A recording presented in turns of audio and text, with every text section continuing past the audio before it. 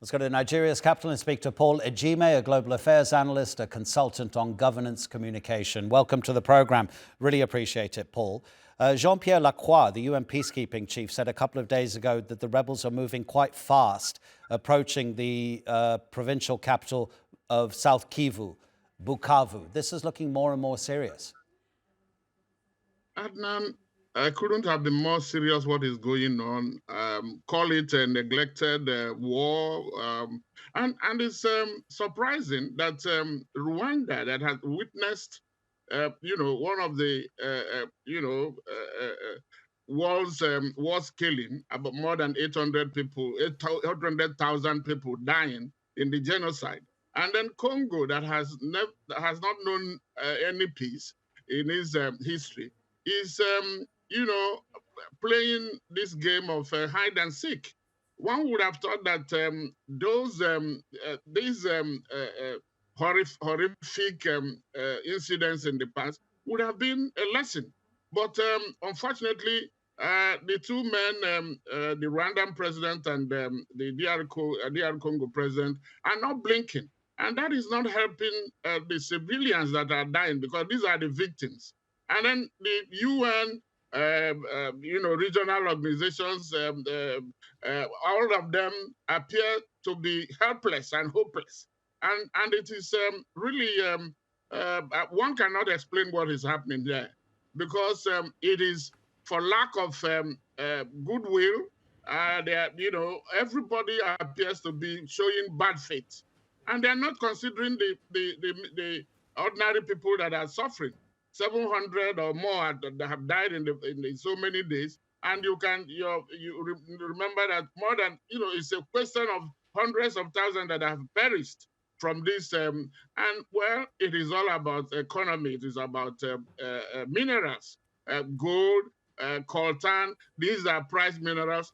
But can they be sacrificing people on the altar of this economy? That is the question that these leaders will have to answer. If it really is about money, Paul, and about minerals and resources, does that mean that the rebels have no popular support? Because if they don't have a political position, if they don't win hearts and minds, it becomes literally gun against gun rather than political philosophy against political philosophy. By way of philosophy, they are saying that, Rwanda, for its involvement, is saying that some Hutus, a minority group, are there. And of course, these are ethnic issues. Of course, you will have tribal affinities between the two countries. But they are saying that some of them have, run into that place, or they are there. And then the Hutus that carried out the genocide of 1994 are also there. So they are saying, Rwanda is saying that he's sending his troop on the border to protect the Tutsis. And then it becomes very difficult to tell who is who. And in these are people from the same ethnic group. You have these two ethnic groups in that region. And why can't they come together as people of the same people? To settle this.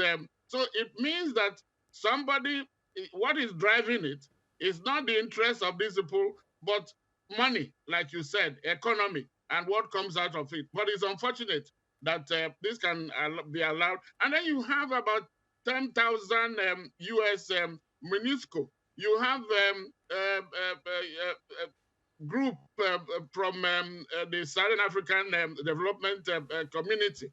You have everybody doing something, but actually doing nothing.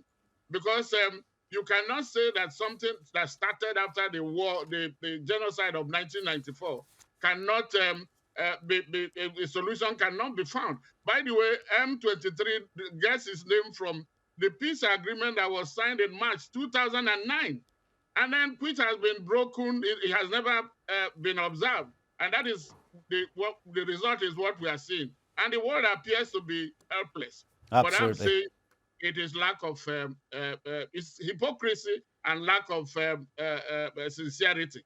And then the money that they get, everybody, those involved are getting from it, unfortunately. Paul, thanks very much for sharing your analysis with us on TRT World. Thank you for having me.